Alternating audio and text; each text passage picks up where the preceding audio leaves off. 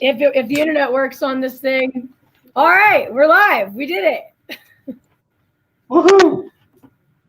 Hello. Is Sorry everybody for here? the technical difficulties, everybody, but I think we're all live. It's 4:03. We're a little bit late. We're here with the Upslope founders. Announce yourselves, guys, and I'll put up a cool little graphic that says your names. Oh, you got one of those? You put it Got on a cool name. graphic that says your name. Who are you guys, and what are we doing here? So I'm Matt. I'm Henry. Graphic's not working. Sorry. I'm Danny. Salud. Salud. Woo, what's up? All right, I might have to switch computers, honestly, because this is not really working. Anyway, welcome. Thanks for tuning in, all 9 of you so far that I can see out there. We are here cheersing to 12 years of beer. So everyone, again, drink. That's what we're here to do. Cheers to the Upslope founders. I'm Katie. I'm just here to kind of usher along some conversation with these 3 badasses that created one of my favorite breweries. Thanks to them for employing me for 7.5 years. Cheers to 12 years of What? Why? You said one of your favorite breweries. Well, it is number 1, actually. I'm drinking right now the 2020 experimental IPA, and we all know that 2020 has sucked, but that's why we're here virtually to get together and share some stories of simpler times, or maybe not so simpler times. Actually, you guys tell us. There was nothing simple about those times. No. All right, tell us about those times. When did you start? What was the deal? Why did you start Upslope? So yeah, real quick, Upslope started. When you really start? Is it when you register with the Secretary of State that you got a business? Is it when you write a business plan? Is it when you start writing checks? Is it when you sign a 1-year lease for space? Is it when you open the doors to the public? Started. So I guess started. I think it started April 1st, 2008, when we actually had a space to work in up at Lee Hill, 2,750 square feet, and it was an empty warehouse with an office space in the front that would soon become a tap room up in North Boulder. Sure, Matt. You remember it was shared with the people from the clothing cycling? Yeah, with Panache. We had Don Powell. He was writing us a check for a couple $100 a month so that we could offset some of our rent costs. He built a shipping table in the back where he was shipping cycling apparel from. It has a couch there in the other side of the brewery. Was a couch, I remember. Yeah. Yeah, we didn't want to use all 2,700 feet for ourselves. That would just be selfish. You couldn't afford about. We could afford a couch or 2,700 square feet for sure. So yeah, Danny and I started sourcing used equipment. We got a used cold room from, remember that, Danny? Colorado Springs. We drove down to Colorado Springs. We found an 8x10 cold room. Yeah. And, the sink was the first thing we yeah, that's right. The sink. Yeah. We had the sink from somebody's house. Yeah. I remember what truck we loaded it in because we didn't have a truck. It was from an A-Dice borrowed truck. We borrowed a truck. Of course we did. And bought a sink for a few $100. We installed that, and then got the cold room, and then Danny and his girlfriend at the time, now wife and mother of his children, Danny and Leslie jackhammered a trench drain into what would become the brewery. Correct. Yeah, we cut the floor, we made the trench on that little warehouse. Yes. What about this dude down here? I forget. This is like a meteorologist. I can never figure out what way to go. That guy. Where'd you meet Henry? How'd he come into the picture? So Henry, I met Henry through Pete Burhop, who is was our branding person for the longest time. I remember I met Pete at Rocky Grass. We were chasing our kids on the beach and in the river, and we were wearing the exact same shirt. It was like this old Patagonia, plaid shirt and straw hats. And Laura, my wife, was witnessing us like playing separately, like making sure the kids weren't drowning and all that. And she grabbed us both by our shirts and put us next to each other. And we're like, hey, and so that's how I met Pete. And then I started, during that summer, started networking, trying to find somebody for a director of sales and marketing position, and was asking all kinds of people. And Pete called me or emailed me and said, you know what, I got a guy that's looking for a new gig. He's a friend of mine, and I think you should talk to him. So Henry and I sat down, and it was it clicked instantly. It was like I was trying not to like Henry so much to not like skew my very formal interviewing process, and it was pointless. We immediately hit it off, and I really liked that Henry came from outdoor education, and I really liked that Henry sold Christmas trees in Atlanta. And it was, I love hearing those stories. So I think over the years we've made a lot of decisions based on emotion. Yeah. And that was one of them. And then Henry, I think, was excited too because he dropped off a bottle of whiskey the next day, as I recall. Yeah. Is that right? I think so. It was a good bottle. Man, wow. Yeah, that is the level of detail that I've forgotten. But yeah, man, if you guys had not been wearing those shirts, it might not have ever happened. I might have. Who knows? Yeah, I remember in Iowa. He was starting with Anthem branding, and he asked me. He said, so what are you going to do for your branding? And I said, what's branding? And he said, well, branding is where you need your look, you need your design, you need it's your identity, it's all this stuff, and we could put together an identity package for you for $1,500. I'm like, $1,500? I don't have $1,500. Maybe we could pay it over time, or would you take beer? Which is something we usually ask. Like, guys, what have we traded beer for over the years? Everything. That's a good question. Yeah, what's the coolest thing you've traded beer for? Like, most expensive thing? I got one. Should I just blurt it out? Yeah, go, man. Yeah. Solar panels. Yeah, solar panels. That's a huge one. We had a clause in our agreement with Namaste Solar that a certain dollar amount in kegged beer would go to Namaste Solar, and that was directly taken off the invoice for the solar panels. Nice. Danny, you're like a mad scientist with engineering and stuff.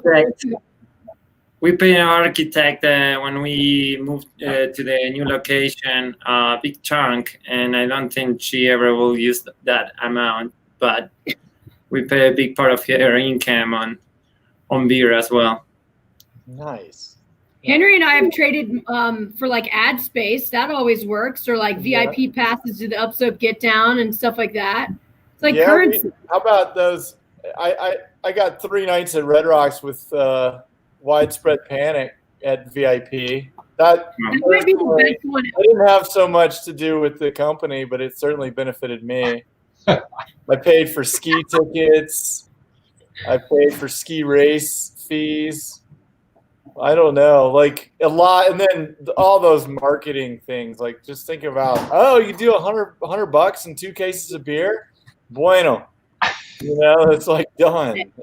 Yeah, we definitely were able to knock the bill down at least by 30% every time. Hell yeah. All right, well, hold on. I want to show a picture. I know I was talking about simpler times. I'm going to throw up a picture that's, I think, from 2008. This is what we like to call the band shot. It was on our social media earlier. So it's going to cover all of our faces up. So this is, let's see if this works. I'm working with super janky technology, you guys. All right, so we got the original band shot on the left and the new one on the right. And I like to say these good. You guys are looking better. I'm going to say that right now. You guys look even better than before. But those are your latest and greatest band shots. Your first one ever, and then the most recent one. How do you guys feel? We are aging good, Katie. Right? You guys are like I'm telling the truth. I'm not just lobbying for a raise. Katie, you got to get that picture, that first keg of beer picture. Is that not coming up? That thing's even. No, I'm gonna pull that up. I'm gonna pull that up now that you mentioned compared to that one. Yeah, there we go. We look like we're in high school. Who would drink any beer from these three? That was before the keg stand. Yeah, that's right before you did the first keg of beer. So yeah, that was pale ale, and as a matter of fact, that keg, I remember, it went to a Halloween party at the Bacardi's house, and there was this guy at the party dressed as a devil, had a mask on and everything, and we were outside, and he's just like, "Wow, this is great. Well, whose beer is this? Where'd this come from?" and everything. It was Bob Pease, the CEO of the Brewers Association, who lived down the street. And I'm like, well, we're trying to figure things out up in North Boulder. You should come on up, And that was pretty fun. And then Jim Greer, whom we all know, he likes to refer to himself as in-house legal counsel. He was also our boy Friday. When we first opened up the tap room, he worked for beer. Another thing we traded for beer. Working the picture of the original tap room. Oh yeah, throw that up. Wow, what is that, like 8x10? Yeah, I think that's the grand opening party, you guys. That would be your first party. Yeah, I'm wearing the same shirt, and yeah, I was all tucked in back then. Yeah. Where are only 3 stools? I don't see any stools there. We probably got them out of the way to make room. Yeah. It's just one round table with the 4 stools, something like that. Oh, it's looking good. It's looking shiny. Yeah, it's brand new. Yeah, that bar is pretty beat up now. We still have it. No, I don't think so. Oh, we got rid of it? It's in the basement of some college kid now. Yeah, I finally raid off of it because I tried to raid off of that bar several times and keep coming back. Man, I couldn't stand at that bar. like we sold it to the run house, and Luke, our sales rep at the time, he bought it back. It's like, oh, I remember that. Yeah. Yeah. We've used it at some anniversary parties over the years, I remember, as satellite bars. And this is actually a picture of our 4th anniversary. This is 1 year prior to when I joined. But Matt, you sent this to me right before we started this live. This was the 4th anniversary party at Lee Hill in the back parking lot, which kind of looks pretty badass. I'm impressed. That's before I came on. I just couldn't believe this many people would show up. Yeah. I was like, don't they have something else to do? They must be bored. No, but seriously, like that, I just remember, that would have been, you said that's year 4. That's when we're like, oh my gosh. And I remember we would have these anniversary parties and just events, and I'd just be like, we just hope someone shows up. And I remember it was only 2 or 3 in, my wife Mary Catherine was like, Boulder turns out for Upslope. You just stop worrying about that. And it was true. It's been true. Yeah, I remember that was like, I needed that, you know? Yeah, I needed that. Sometimes your partner can either tear you off at the knees or they can just really give you what you need at the moment. Did that for me. You knew what was up. She wasn't lying to you either. Like you guys, if you build it, they will come. It happened. We're all here. I'm still here 7.5 years later. Like I said, this place is so much to so many people, and I don't think you get a chance to know that until those anniversary party moments, and people come up to you and they thank you and they want to meet you and they want to tell them a story about the first time they interacted with your brand or crushed a can on a 14er or something cool like that, and you're like, yeah, we made it, we did it. This wasn't pointless. So here we are 12 years later, and it doesn't feel pointless at all. In fact, we're on to like crazy new endeavors like hard seltzer. Like who would have thought it, right? So let me ask you a question though, because you're saying this, Katie. What's the definition of made it? Because I still like I want to like I really do want to appreciate everything we've accomplished, but it's a very difficult thing for me. In fact, I'm working on it. It's just like, okay, I mean, this is obviously we're proud of this, but every day you're in the weeds and you're just like, and there's there's headwinds in all business, right? And so you're just like, okay, when do you ever? I kind of hope I don't ever feel like I made it, because then it just keeps driving. But then there's something that's kind of out of whack with that mindset as well. No, I like kind of the like question back to me and saying that, because I think I would appreciate what you're saying in that made it. Like, you should never feel like you've made it, right? But I guess to your point, like, we don't really have to cross our fingers anymore to see if people are going to show up if we host a party, we get to see our floor stacked at chain grocery stores or at a Costco, and those are things that I think when you start a business, you think about it, but like once you really see it, I'll never forget this. It's not related to any one of you guys who told me this, but at a prior brewery that I worked for, I think what was funny is the definition that someone said of when they thought they made it, and this is not great, but it's when they found a piece of trash on the ground that was their beer bottle. They were like, someone littered my product? Like, that sucks, right? But like, someone had this. Who had this? Where were they? Yeah. And it was just kind of a funny realization that it occurred to that owner that like, that felt like they made it when they found their brand being littered. I mean, again, not a good thing, certainly not in today's day and age, but that was a funny moment of like feeling good about like, wow, someone cared enough to drink this. And I don't know about that. Like, because coming from another country and build a brewery and, a lot of foreign stuff for me. And even I have the experience, was a crazy endeavor to try to build a brewery, the beers and the stuff. And I remember like, we come out with the product, and we started selling it. Henry started distributing in Boulder. And I took this trip to the mountains and 10 Mountain Division had, because, it's like, wow, now finally going to have a weekend, because I was working, like crazy during weekends, during the week, every time. Say, okay, like now I can relax a weekend, go to a hut, we skin up, get to this hut in the middle of the mountain. The mountain division is not really well known for a lot of people, even in Colorado. That blows my mind still, but it's an amazing things to do in winters or in summer. The point is, we got there with my wife, get to the mountain divisions, and sometimes you share these cabins in the middle of the mountain, in the middle of nowhere, with other people. At least you take over the whole hut, but that was being shared with other people.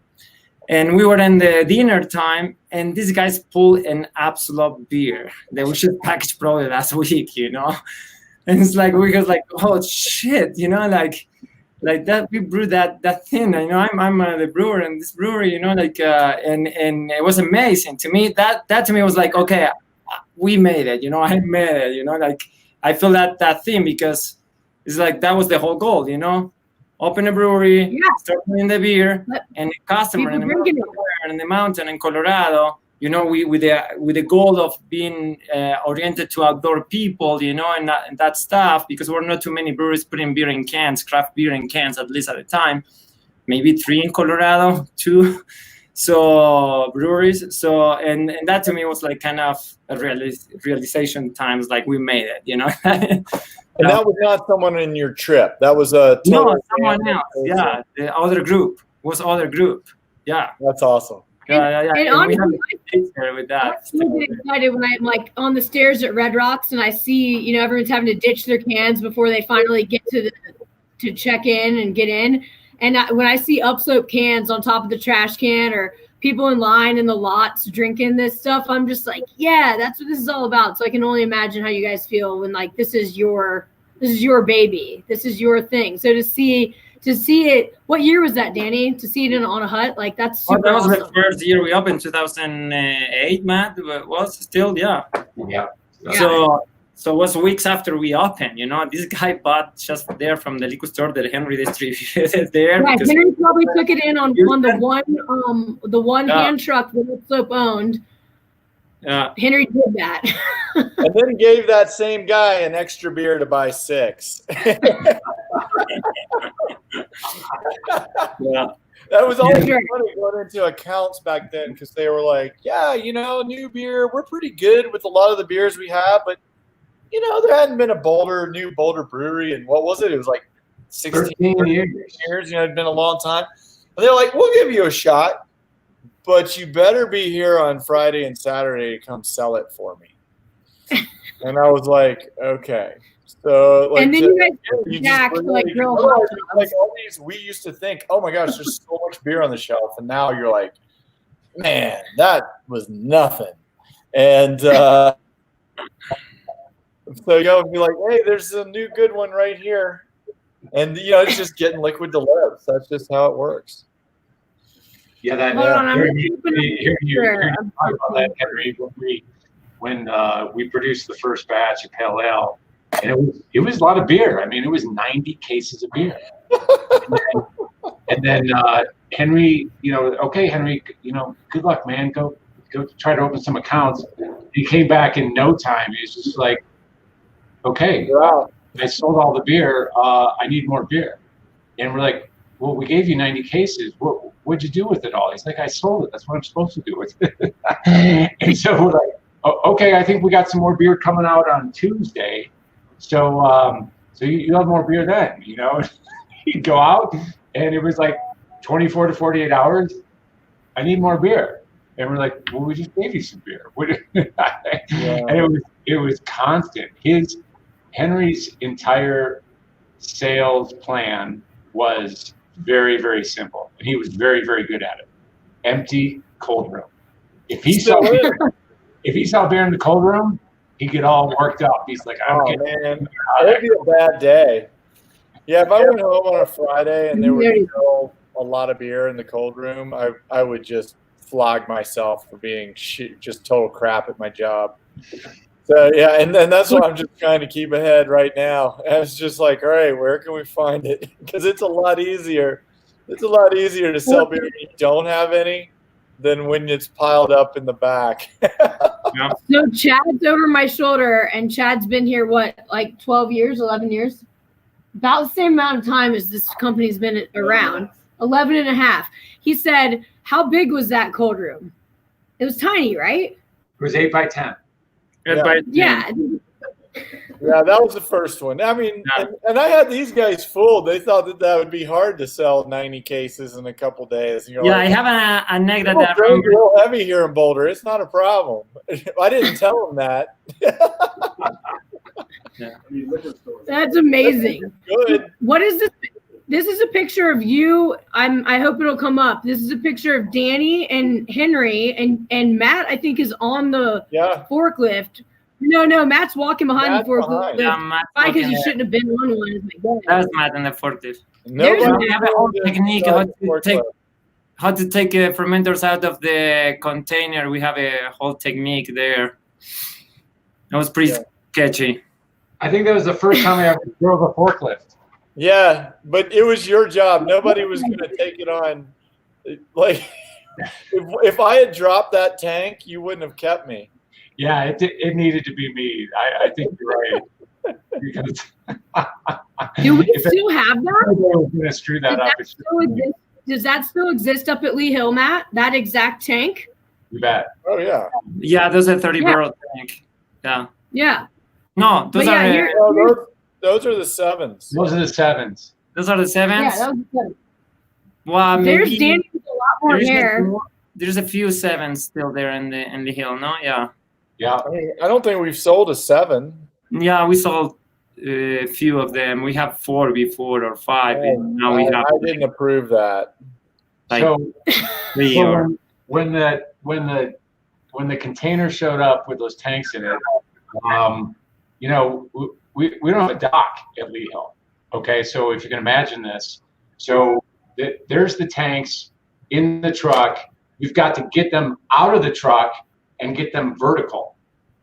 So we couldn't afford riggers and all that stuff like we have them do now with the 120 barrels, 120 barrel fermenters. But so we would get a strap, a tow strap, and we'd strap it on the tank in the truck, strap the other end of the forklift, and we drive the forklift out and we drag the tank. It was in a metal frame to the edge of the truck. And then in the last picture, you saw pallet racking. So then we construct pallet racking, and we would grab it from the end of the tank and put half the tank on the pallet racking, and then we drive around and we get between the pallet racking and the back of the truck, lift it up, we disassemble the pallet racking, and then the truck would go forward to get the rest of the tank out, and then we lower the tank to the ground. correct. Yeah, that was pretty sketchy operation. Super sketchy. And then But not for we're getting vertical. That scared me. We What's just that? problem solve. Not for us. I mean, we had a scrappy Argentinian. We had an entrepreneur and an infantryman. I mean, we're going to get that shit figured out. There's no problem. By the way, happy Veterans Day, Henry. Yeah, happy Veterans Day. Thank you. Thanks for the And to all- college education, taxpayers. Yeah, so from you, Henry, you were what? You were in the Army, and then you were a Knowles instructor, and then a Christmas tree slinger in Atlanta. Yeah. And then now you're repping one of the best breweries this side of the Mississippi, and It's damn better sure to the be best lucky part. than good.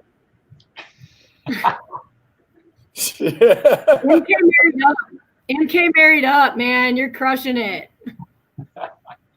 I'm pretty sure everybody Right, says so- it the other way around. I'm just Do you trying to. miss that, Henry? What's that? Do you miss being in the army?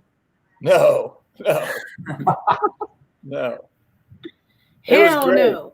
It was. That was good. Was a good experience. Oh yeah. I mean, especially because I got just the way it worked. I didn't have to go anywhere dangerous, and I got to throw. I was, for an 18, 19-year-old kid, it's like, all right, today we're gonna go throw hand grenades. You're like, great. That sounds exactly like what I want to be doing. I mean, I'd probably rather have been on, Grateful Dead tour with my friends or whatever they were doing those summer, but yeah, I got off pretty late. But so yes, it was good, and I'm glad it's over. I learned a lot. And Henry, you were stationed in Alabama?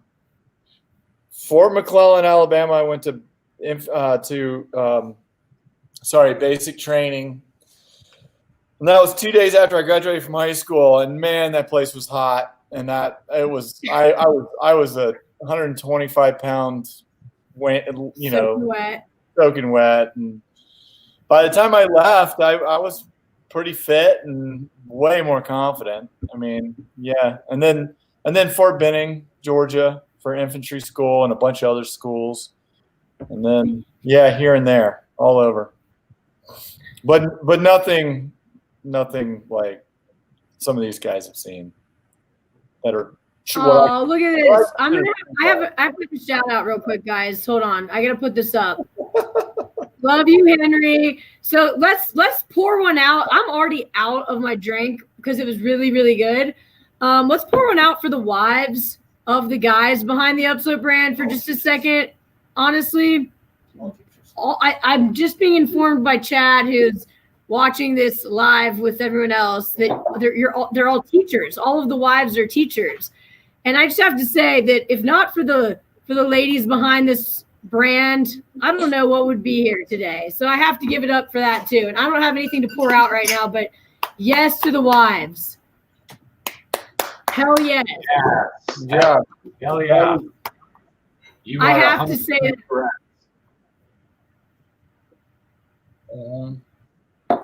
Yeah. Go ahead. Say something for your brides, y'all. What do you say? There's no way that this would have happened without them. That's 100%. For sure. I would have quit a long time ago, but MK wouldn't let me. Just kidding. Totally kidding. No, and I would say, Lara didn't really understand this, I don't know, this burr in my saddle to start this thing. And she didn't get it, but she understood that it was really important to me.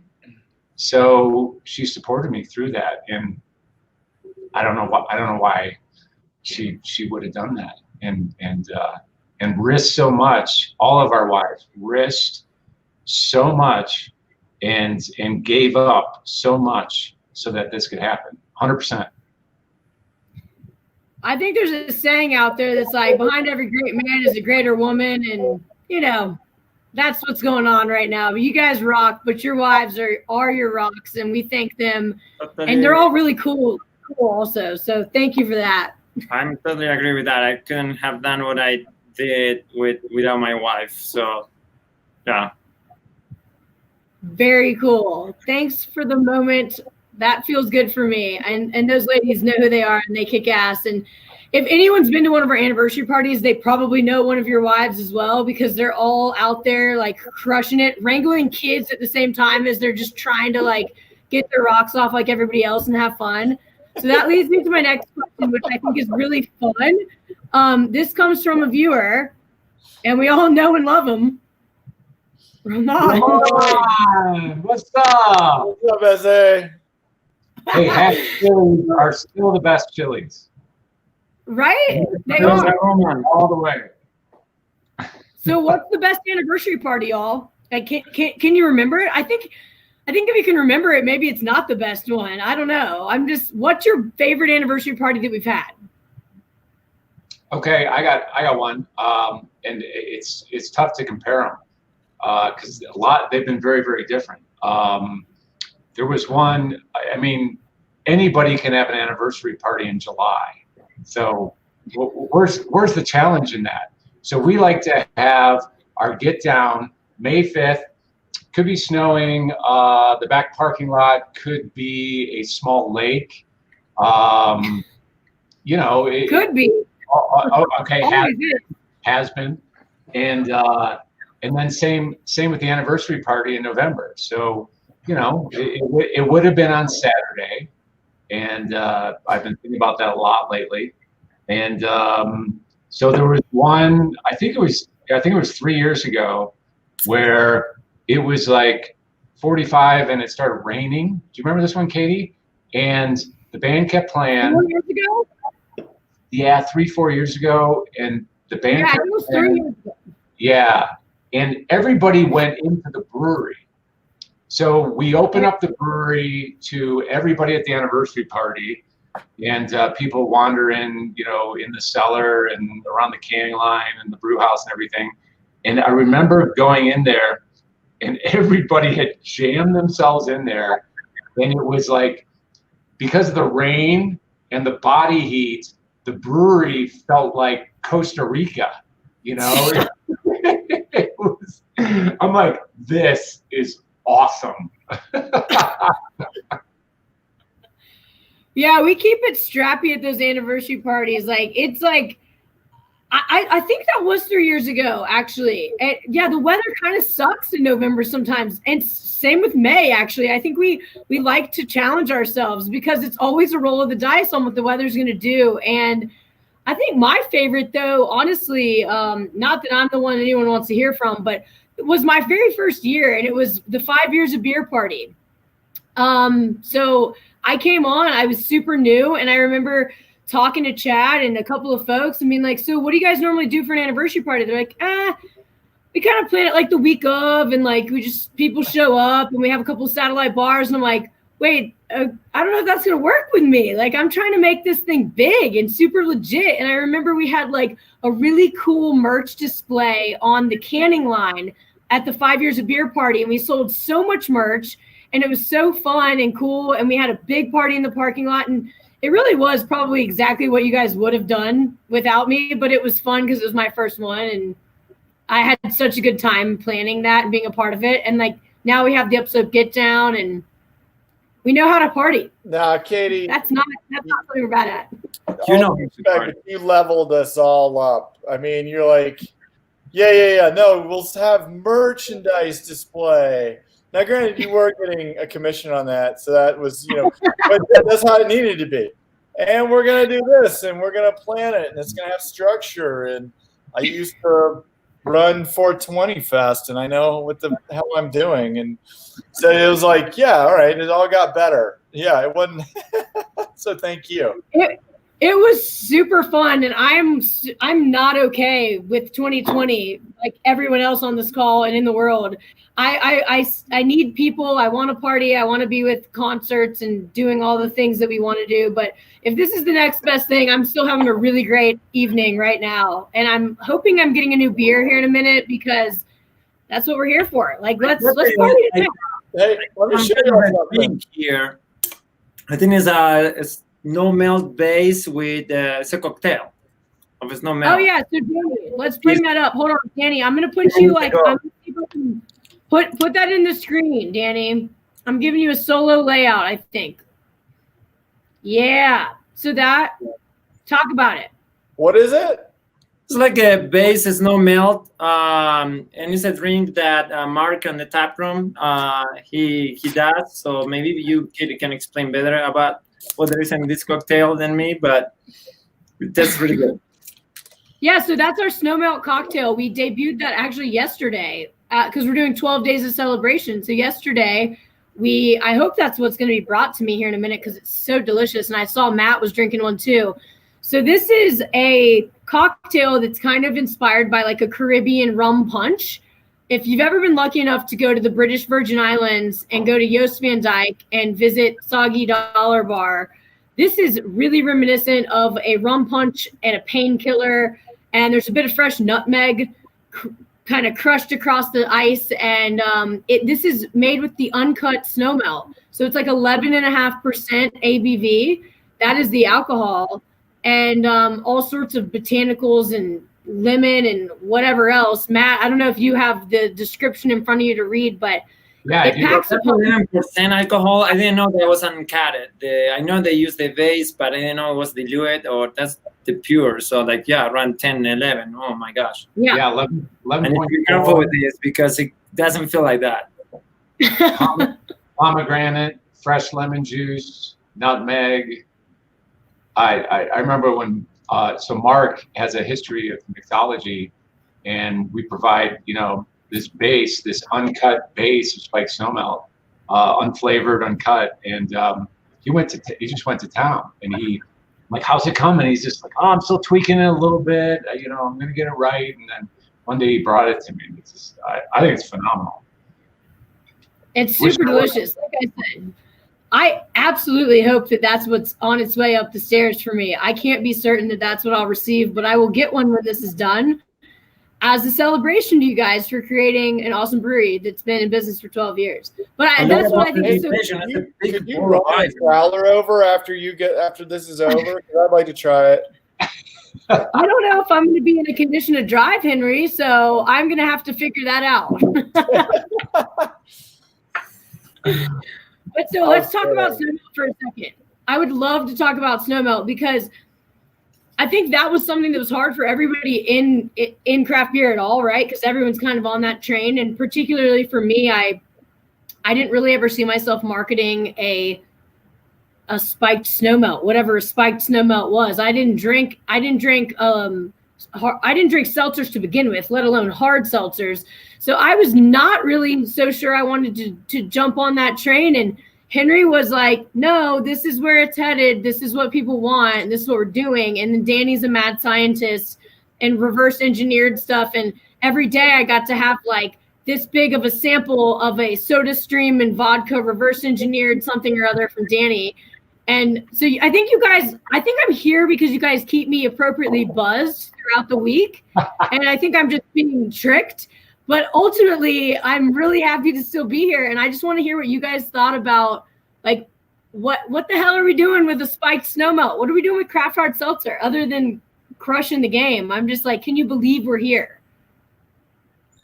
I knew it was going to be successful. It still went over my expectations. That's what I'm gonna say. I knew, like, we knew we need to come out with something different, something new. It's not that we were selling less beer, but we were kind of, trying to get our head up out of the water, and we stay there, and we keep selling the beer as usual, but we need to do something else beside that. It started with like kind of a innocent way, like I remember bringing these samples of flavoring water to the research and development meeting because, maybe we can start packaging flavoring water, like LaCroix and that stuff. And everybody was trying, but not giving a shit about it. and I realized, like, wait a second, what if we add alcohol to this, And I started researching a little bit on that. And I find out that is a huge market, and someone already did that. Like, someone already did the alcohol, add the alcohol to the flavoring water. And then we start researching, I start sharing, and everybody start looking at that, and we realized that it was a huge market about that everybody was kind of looking at to the other side. And I think, so we started looking at that, and we say, hey, here's a big market, so we need to put more attention to this. And we start doing those tests that you, Katie, were one of the main testers of all the stuff I was mixing at the time. And I was a main tester. That's why it's so good today, because I refined that shit with you guys.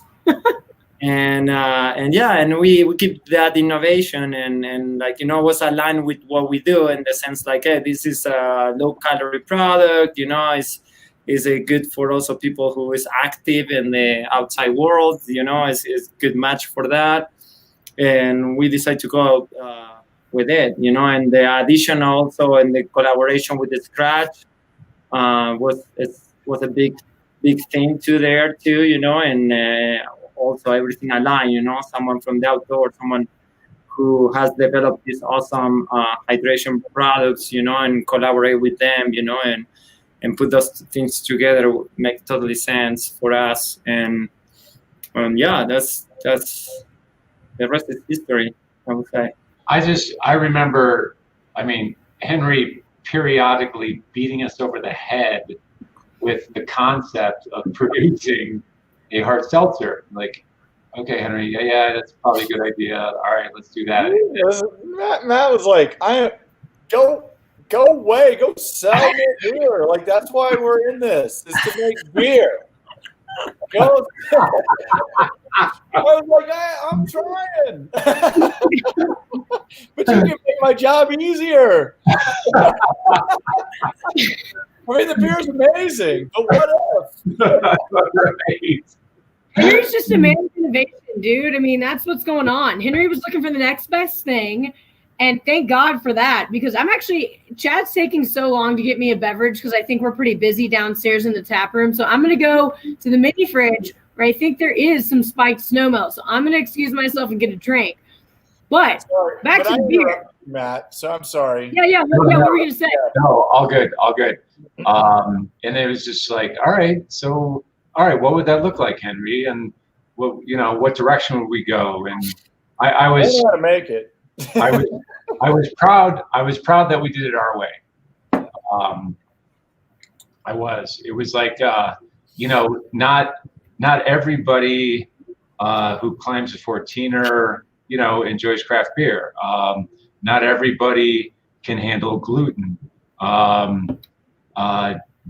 People are looking for alternatives, and why couldn't this be an alternative that we offered our same demographic and would stick true to our values? So then, and I don't know when Danny snapped into action, but it was like somebody had flipped a switch. All of a sudden, Danny was taking his desk out of his office, brought in a stainless steel table and vials and carboys and sugars and a soda stream machine, and he went into full chemist mode. It was so fun to see him in that mode for the first time in a while, just like singularly focus on this item. And then once in a while I'd be down there, he's just like, try this. And I'm just, okay, can you tell me at least what it is, or what way, is it going to kill me, or is it, am I going to like it, or, and then I would comment on it, and he's just like, yeah, I thought the same thing. And I'm working on a few changes, and we're doing a lot of work investigating the fermentation and on and on. And it was over several months, and there was an aha moment at the new product development meeting one day. God, I think it was about 2 years ago now. Yeah. Does that sound right, Danny? Yeah. Around 2 years ago. Yeah. That also, there is another background, like our R&D manager just quit at the time, so I have to sit down with the head brewer, and the other person at the time was in the R&D, and I took it over, and I was like, hey guys, we're gonna start brewing this now. We're gonna have to develop this. And I remember the faces, I sit in the office with them, and they were looking at me like, what the fuck are you talking about? And that's when I had a realization, like, okay, I'm gonna have to do this on myself, because this is gonna take a long time to try to convince these people going in this direction. And that's why I pulled that desk that Matt was talking about, this stainless steel table and that thing, because it's like, this is asking too much to my guys, like, hey, we're gonna start researching about how to brew hard seltzer rather than beer, But it's kind of a funny too, because everybody, in the beginning, where everybody was like, I don't know about this, and now all the brewers love it too, and they like it, they brew it, they drink it, and enjoy it, they drink. But it reminds me a little bit like in the beginning, when every time you do innovation things, never goes easy, never goes like, oh yeah, welcome, it's always is kind of a little bit of, a halt on things, like when we start putting, IPAs in cans, and nobody was doing that at the time. Like, and that's why are you gonna do that, or start brewing lager beers? Lager, yeah. And that was the same thing, and I wasn't afraid to have a like kind of, hey, what is this? What are you guys are trying to do here? So I realized I have a really clear thing, like, okay, I need to push for this, because it was that beginning of the inertia, and after that, everybody in my team got on it and do a huge supports to the development. But in the beginning was a little I don't know how to say it, but wasn't like, oh, welcome, well, let's start doing this, and everybody's on board, but it worked out. Danny, I like that you brought that up, because actually when we did our press release, I remember talking to you three about kind of how did we want to pitch this, because this is true to Upslope. This is an extension and an evolution and innovation, and that's what we believe in.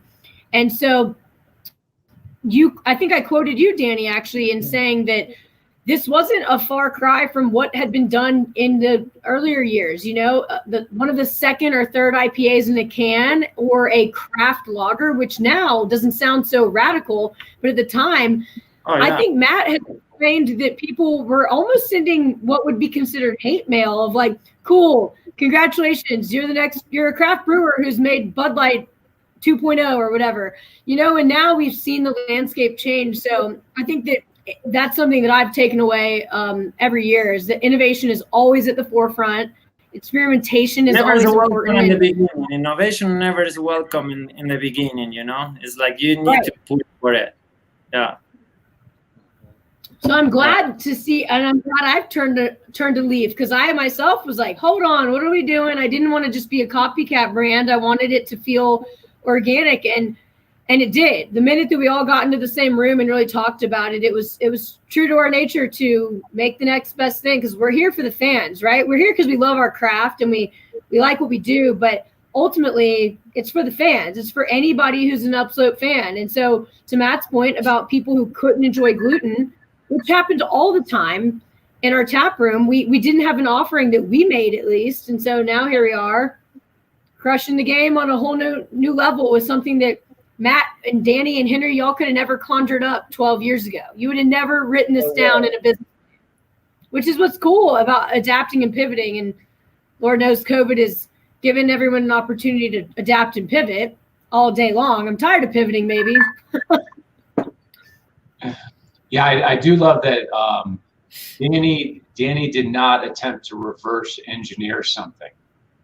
He went out on his own path to develop this and figure it out little by little. As a matter of fact, we're still making small tweaks to it, and you bet that's happened over the last couple of years, that we refined it over time. We've tried to figure out this process, which is different than brewing beer. It's still brewed, but this product is not a slam dunk. It's touchy to produce it.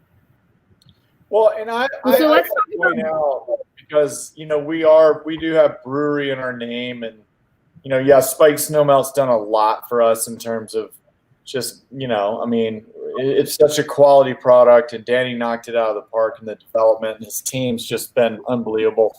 But then in the same year, we're putting out a hazy IPA. We didn't do it when it was on trend. We didn't do it when it was popular. We didn't do it because everyone said we should.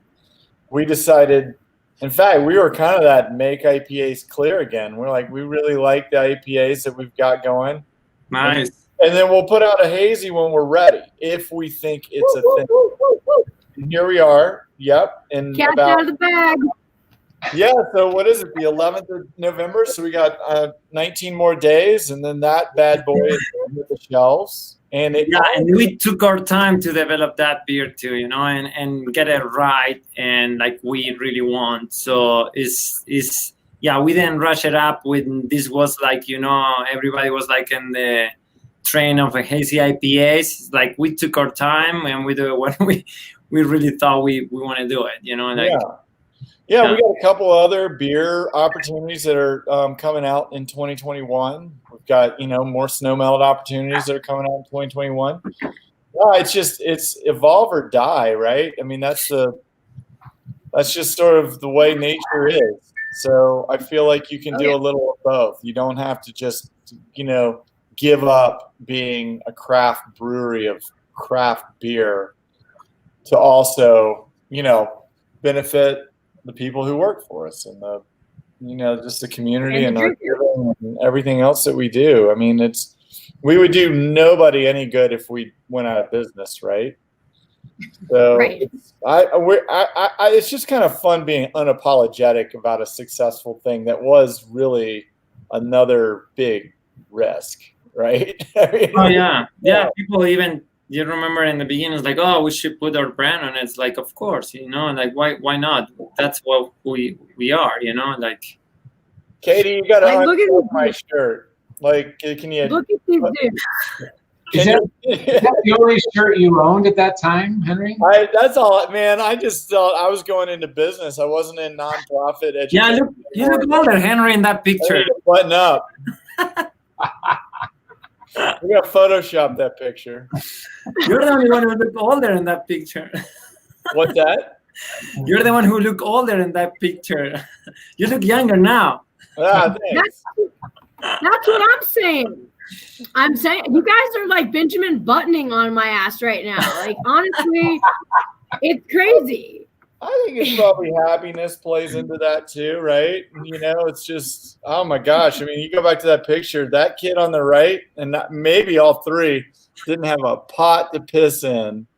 And it was the ships had been burned. We had to do it, or I was going to take my ass back to Georgia. Yeah, we had to. I'm glad you guys stuck it out. And like I said, I'm not lobbying for a raise when I tell you that you guys look better than you ever have. And I think to your point, happiness does, like, look at these different band photos. I mean, Henry, you totally leveled up and you're on like black t-shirt, like rotation. Yeah. He was going Euro that day. I was what? He was going Euro Yeah. that day. He was super Euro. You gotta admit, they have better sense of dress over there in a lot of ways. My beer has finally arrived, by the way. So not only do I have a electrolyte spiked snowmelt, I think I have a hazy right now, which is cool that we just talked about that because that's launching soon. Liquid here. Is that beer man coming my way? Oh, you just have to learning from my mother, you have to just jiggle the ice a little bit louder, Cutter, and someone will come. Oh yeah, I get that. If only we had a push button. Freshen up my drink, Henry, please. Oh yeah. I want to also put up a picture of gabf, and I want to. Chad's back, so I'll see if he can bring you guys a drink. I think Danny maybe is going to take care of himself in that regard. But anyway, here's a gabf picture. I think this is 2013. Yeah. When we got. I think this is when we got bronze for the oatmeal stout. Chad is looking at the picture because he's in it. That's a handsome guy in the middle there. Ladies and gentlemen, if you're watching, there's this guy in the middle. He's in a blue hoodie. He's touching this gray hat. Yeah, lenses cover me. Oh, there's Jack and Nate. That's so Nate, though. If it wasn't stout, Katie, that was a pro-am. That was a pro-am before. So is I think it was the pro-am. brewer? Is that one brewer in That was picture? the oatmeal when we got the meal from the oatmeal, I think. Is he in that picture, Danny? Yeah. the far. He's next to you, Cutter. I'm behind Lance. He cannot see me. Lance was covering me there. Yeah, that is pro-am. That's for sure pro-am. We've figured it out. It's the pro-am for oatmeal stout. What became the recipe for oatmeal stout, which is coming out, what does that hit, Henry? January 1? Or what? Yeah, it's first of the year. Yep. Nice. Yeah. So what was your first medal, Matt? Well, wait. So you said pro-am, and I'm thinking about it, and so wouldn't it have been taught? That was the first medal, the pro-am for the Belgian time of the season. Also known as TOTS, time of the season, TOTS, and that was and we won for Belgian Pale, and we won for the Dunkelweizen that same year. It was September 2009. We've been brewing beer for about 9 months, and we just walked up to the GABF and pulled out 2 medals. We're like, hey, it's easy. I remember I over-filtered that beer, so it was pretty clear beer, a Belgian beer that was really clear, we over-filtered it, but it's like, okay, whatever, we don't have a second chance here. We need to package this and send it, and so we got a medal with that. Maybe that was part of it. I don't know. I will never know. Could have been. And the other one was the Dunkelweizen that developed a guy who was kind of from Jordan, and he left and said, yeah, maybe we can put this beer as well. And so I brewed that beer that he developed, and he already at the time he left, so he was not anymore here. So I rebrew it, and we submit that beer as well, and we got the medal with that one too. Yeah, Yasin. Is he still running a brewery over there? Oh yeah, he still is running a brewery in Jordan. Jordan, right? I remember talking with him.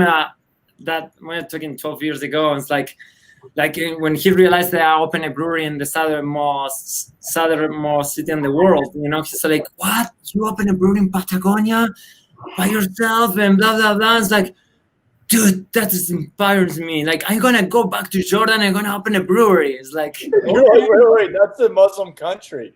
Yeah, in a Muslim country. It's like, if you were able to do that, I think I need to do that. This and sure, I'm gonna go back and I'm gonna open this brewery. And sure enough, he opened a brewery. What's the name of the brewery? Caracas. I won't get it. Yeah. What's the name of the brewery? It's a cool name. It's a Mesopotamian name, right? It's like, I don't remember now. Damn it. But yeah, he opened a brewery, and actually he started exporting some of the beer in New York too. Really? Yeah. Well, I don't know how We should try to get some beers over there. So Danny, that's the craziest thing. What's that? in thinking about this, Crackle. we've done Rakale. What's the name, Henry? It's called Caracal. Caracal. Yeah, Caracal. Yeah. Yeah, and I don't know what that means, but in thinking about this, we've ever since our first year at the GABF, we have done a pro-am. That was something that Brian Patterson brought us, that pro-am for the Belgian Pale the first year, which actually started out as an English pale, and then I don't know if it was Danny or Alex Violet that decided it needed to be a Belgian beer. And so hi, Alex, by the way. You what? I said, hi, Alex. They're in Vietnam. Speaking of international breweries from people who came from Upslope, that was another brewery from Upslope. Alex. Yeah, that was another brewery from Upslope. Picture of Alex. I don't know if I want to download that, but Alex did have a really, really cool vintage photo that you. Yeah. What do you want me to do? You want me to just email it to you? That's great. Wait, I sent you a picture of Alex and Danny in the brewery. But so in thinking about this, so Belgian Pale, we canned. That was the one that we won the award for the first year.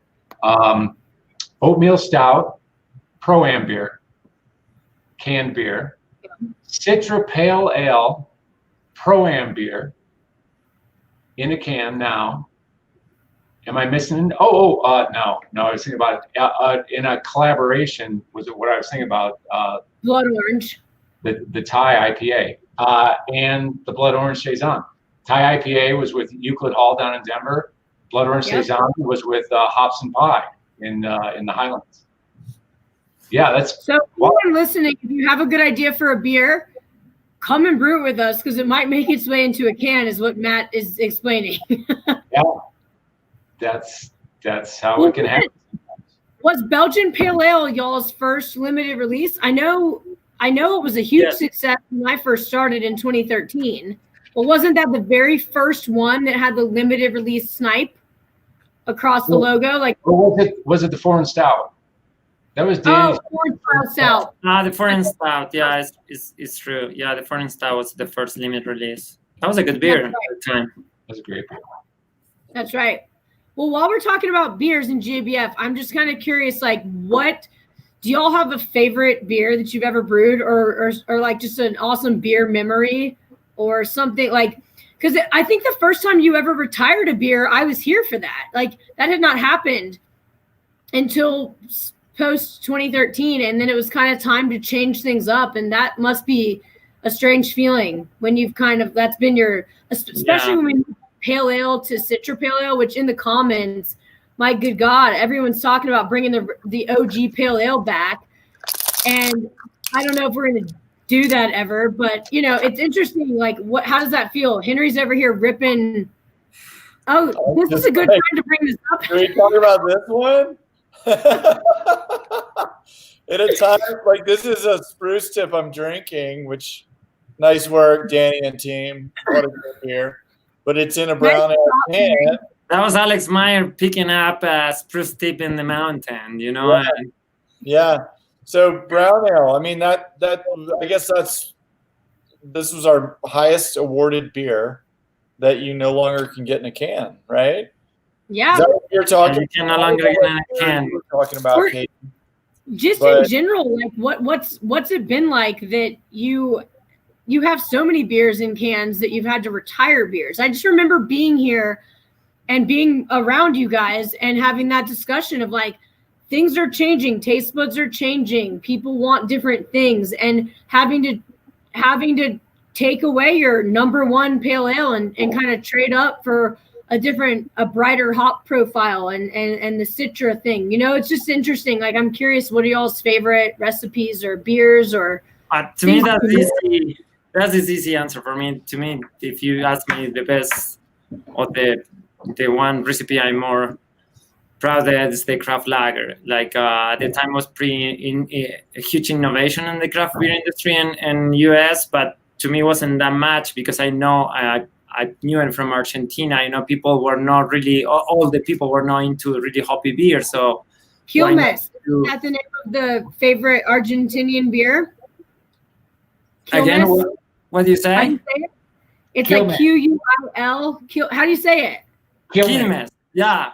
Quilmes is like Budweiser here. But I was gonna say, just actually, it's the same owners are now. You know, InBev is owns Quilmes, as you know, so it's the same company. But yeah, the craft lager to me is the easy answer, and also because was not just the develop of that beer itself, but also kind of open, like even a lot of the lagers that we are brewing now, the UTES, you know, now in the tap room are being brewed with the same yeast that I pushed really hard at the time to use. Then was kind of an innovation, a really different type of fermentation under pressure. And it was an amazing, you know, discovery. So that was a good thing. Who's that? Like, we have a special guest. This is Chip. This is my daughter, Lucy, and this is Chip. Hi, where's my mirror? All right, out. No. Okay, this is fantastic. Happy anniversary! Thank you. Thank you, LG. That was cool. What, Danny? What's the name of the dog? Oh, Chip. Chip? Yeah. I mean, he's a bit of a buffalo. He's a bit of a, CU buffalo. He's also a bit of a kid. Chip off the old wood pile block. Yeah, that's right. I like that. I call him Chiposo. Antal taught me that. It's a New Mexican for, little Chip.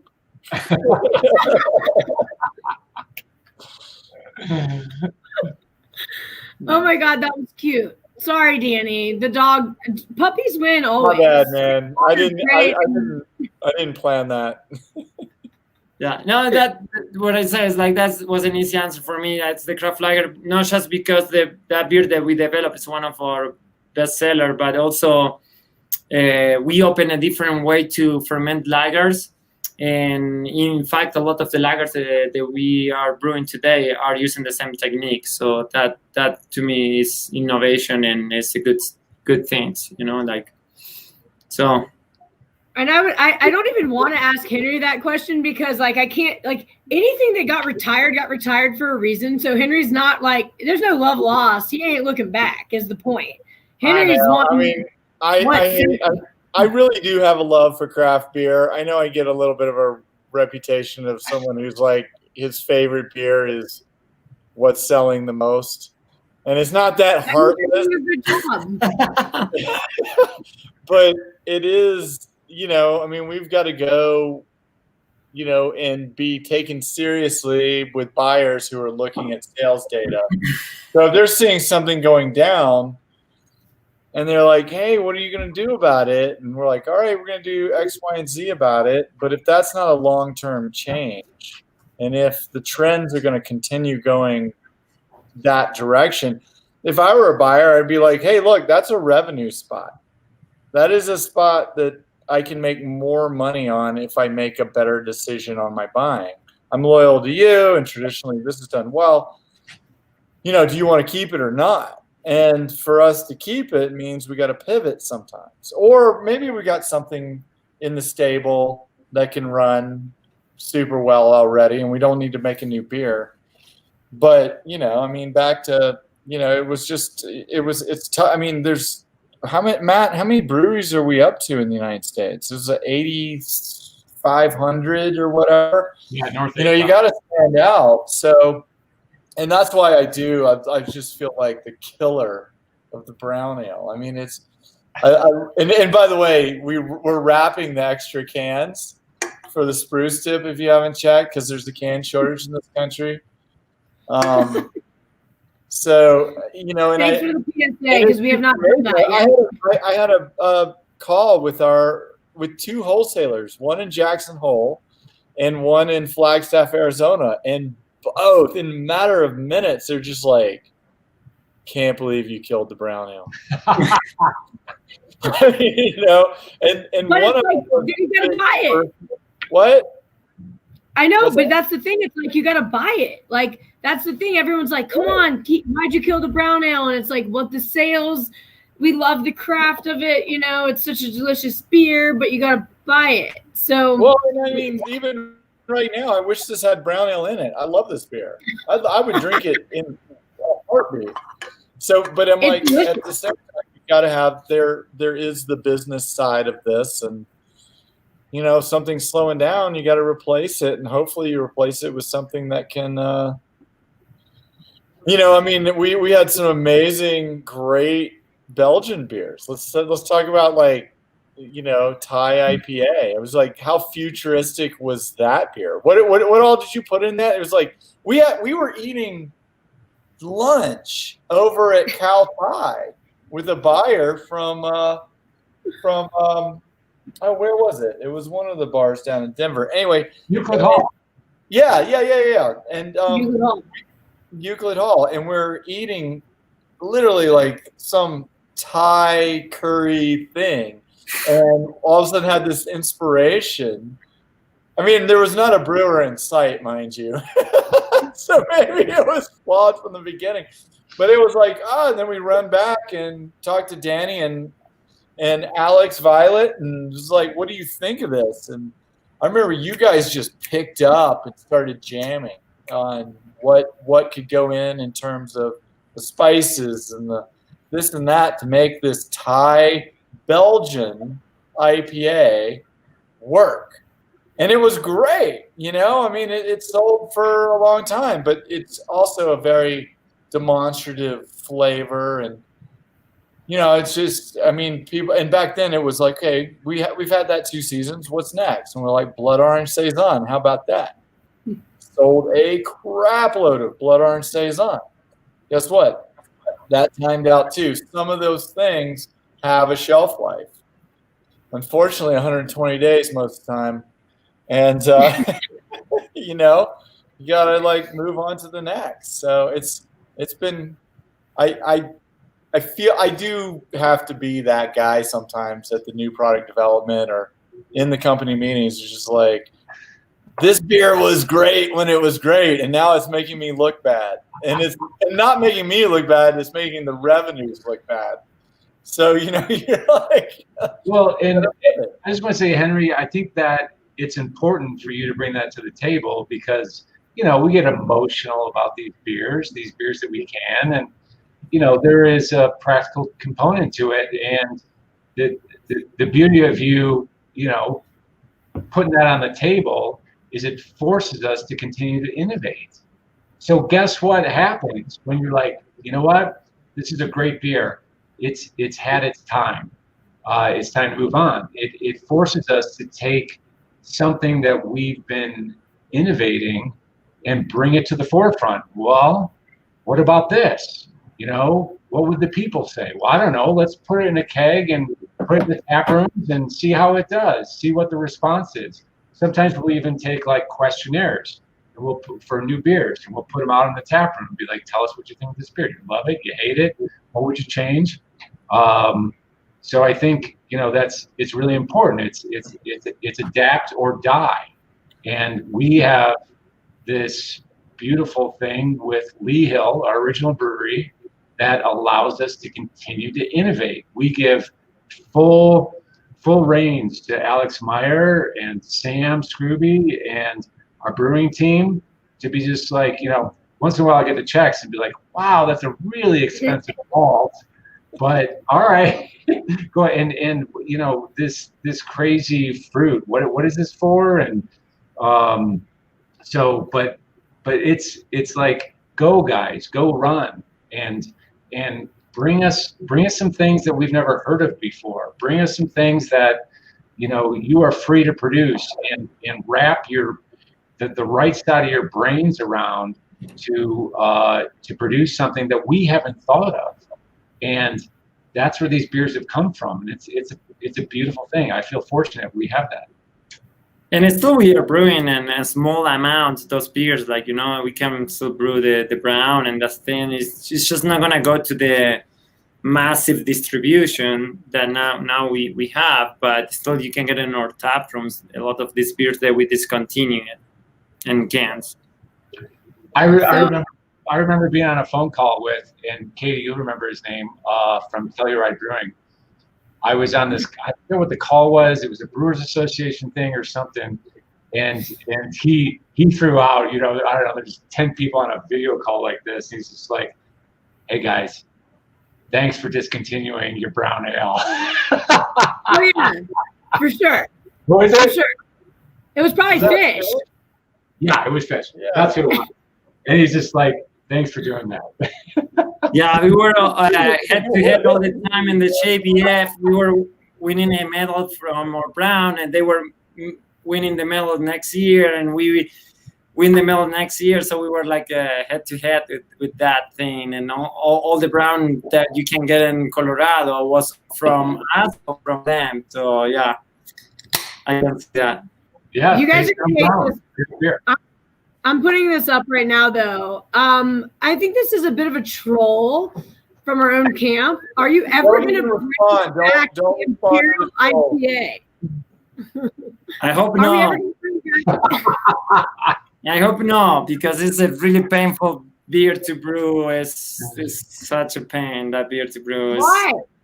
Is it just too resinous and it like causes a scene on the production side? What's the problem? Because it's such a high alcohol and all the ingredients and it's and the process and the production side is really painful, and also it goes in 19.2 ounces cans.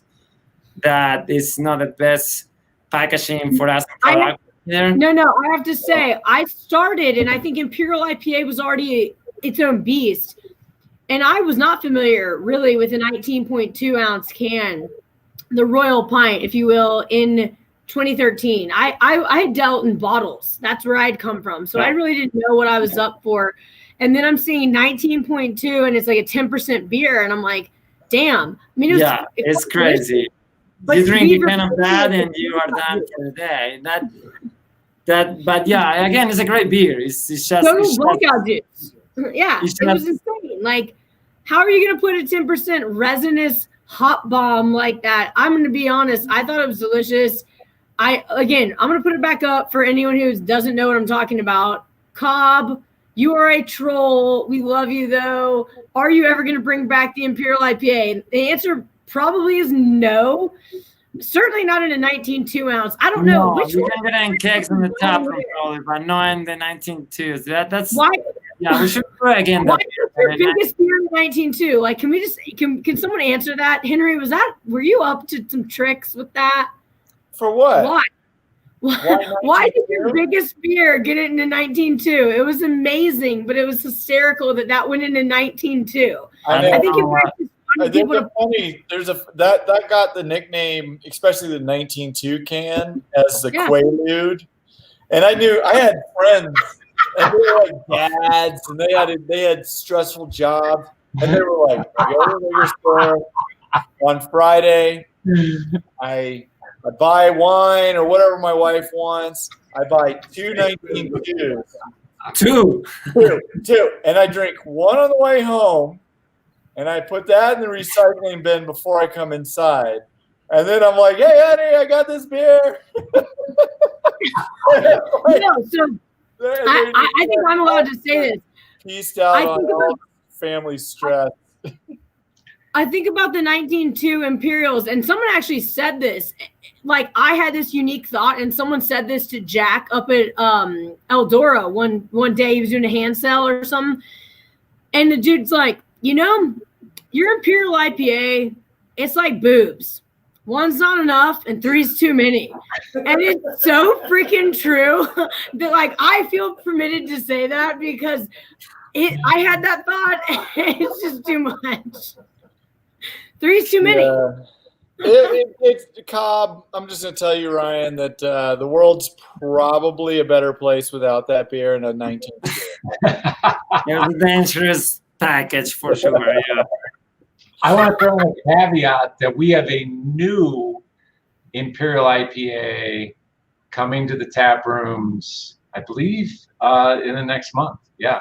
There's another Imperial IPA. It's not that recipe, it's the other one. Yeah, it's a different recipe. But What's the ABV? I don't know, Danny. Do you know what the ABV is? No, I don't know. I hope it's not 10. It's I don't know. Imperial, so it's gonna be close. 5. Probably not 10, but if it's Imperial, it's gonna be close to that. Oh my gosh, this is hilarious. Ramon obviously commented, we want an Imperial IPA. I think we got to start giving the people what they want, you guys. 2021 is going to be the year of giving people what they want. We've been cooped up. I think we need to... people that they want, or to the most of Colorado from Colorado people. Hey, well, he's New Mexican, dude. Be careful. Like, But let's call his governor. She probably doesn't want it down there. Sorry, guys. Oh my gosh. Here's another radical idea. I think we're being trolled by our own staff. I'm going to put this on the screen. I kind of like this idea, though. It's like a big old candy cane, and I'm a fan. Christmas Ale 19.2s, just for Christmas. That's already packaged. It's already in the cans and ready to go to the street. So. No. Kyle is talking about the OG Christmas Ale, not before it was soured and barrel aged. Yeah, Danny, don't get it twisted. Well, the 19.2 is the one. The 19.2 is the one we just packaged. I don't know. You are talking about the 12 ounces? No, the Christmas Ale. Not the wild Christmas ale. Okay, yeah. The Christmas ale. Yeah. Sorry, I'm confused. No, trust me, I would never try to scale back on our wild Christmas, because that's like literally my favorite Lee Hills series, because that's coming out next month in the tap rooms. Yeah. But we're thinking about like OG Christmas ale. Wouldn't that be fun? 19.2 candy cane wrapped. I personally would love that. Because I'm right there with you, Kyle. That, to me, is Christmas in a can. It is. Yeah. Yeah. It totally is. Yeah, Matt's going to do the hand sell. I don't know. I feel like the original is okay. You guys, all we got to do is put that candy cane wrapper around it, and it'll sell itself, right? That's a good idea, Kyle.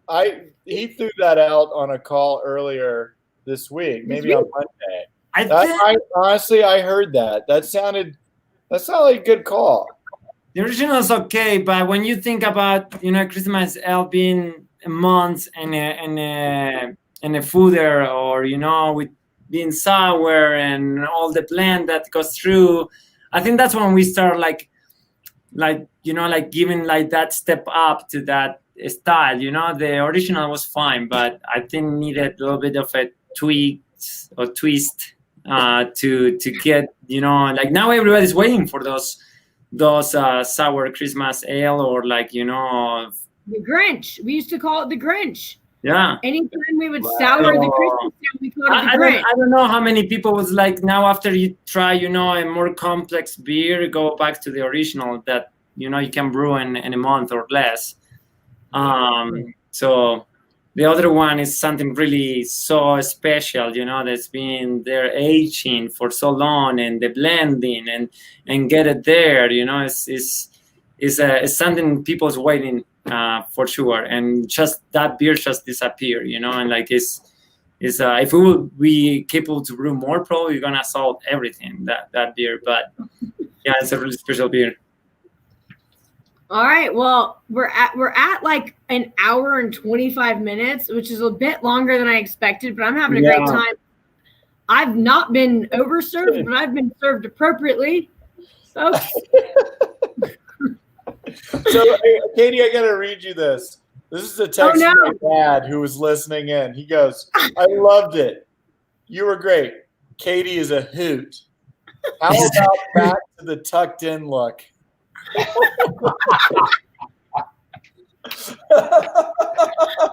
dying. Katie is a hoot. That's true. You know, I rank really high with the over 50 crowd with the word a hoot. I've heard that more times than you know. I need a translation for that word. I don't know exactly what that means. It just means I'm a dork with the over 50 crowd. No, you're fun. Yeah, ¿Cómo se dice en español? You're the hoot. I don't think we have a translation for that word. You got to loosen up down there, dude. Yeah.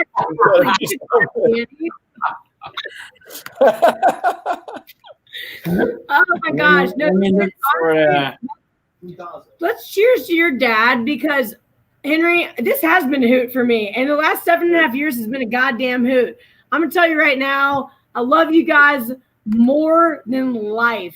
You guys rock. You make awesome products. You make cool decisions. I love being a part of this culture. I've only been here for the 7.5 of 12 years, and I really appreciate being a part of the family. I like that Danny's not cheersing because he doesn't have a full glass of alcohol, so that's proper. No, put him down. Dang. Cheers to whoever has something left in their glass. Have a bowl of ice. Cheers. Cheers, you guys. You guys are awesome. Thank you.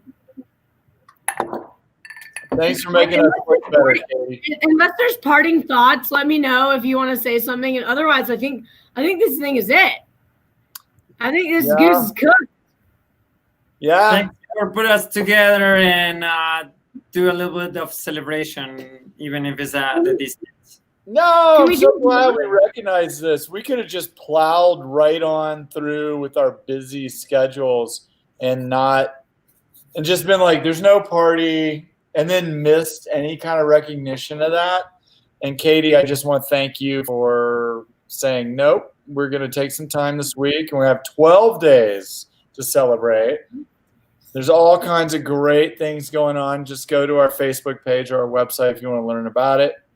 And I just say that we got to keep rocking the free world, y'all, because, this is some wild times. And I'm so glad that we have beer more than ever. I just thank you for putting this together, and just reminds us that, hey, we need to celebrate. Like, that one who doesn't celebrate, is dead. So I think we need to do this more often. I really appreciate you guys caring to be a part of this. And I know people who are watching and who will be watching will enjoy this. And we get to live it, and it feels like we're kind of in the minutia a lot, but this is cool for people. And like what we're doing is fun, and it matters, and we make a great product. And I'm really, really, really appreciative and excited to be a part of the brand for this many years, not 12, but 7.5. And Lord knows I thank you for employing me for that long. And Matt, like, what are your parting words? Let's do this more often. Let's celebrate.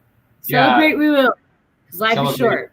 Any way we can. Yeah, we would have been this past Saturday. God, I keep thinking, I'm sure a lot of people don't know that we have our big anniversary party, in the back. And then we kick everybody out of here and we celebrate for ourselves. And we go in the back, with the candy line and the cans and the kegs and everything. And there are some things that happen there that I can't give a lot of details about. I'm like, no, stop. But Katie.